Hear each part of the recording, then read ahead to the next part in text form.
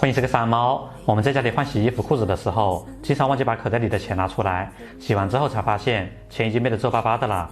一般的朋友都会用吹风机来吹，其实这个做法它是错误的。今天傻猫教了这个小妙招，只需简单处理一下，就能让你的钱变得既干净而且又整洁。下面的傻猫一起来看一下，是找出了吧？首先我们准备一包纸巾，然后我们用纸巾将钱上面的水渍给它抹干。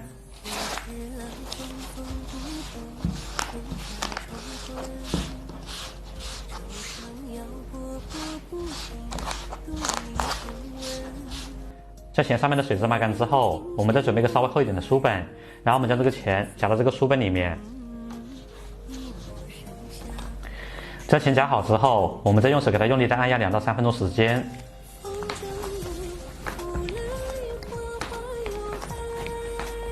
按压2分钟之后，我们可以看到钱已经变得非常的平整了。接着我们将这个书本放到冰箱冷冻室里面，给它冷冻2个小时。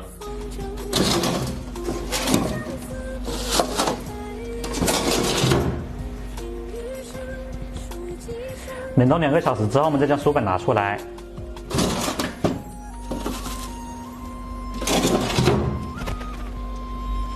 把钱拿出来之后，我们可以看到，刚刚皱巴巴的钱现在已经变得非常的平整了。大家看完视频之后，赶紧把这个方法告诉你的家人或者是朋友吧。好了，今天小妙招就分享到这里。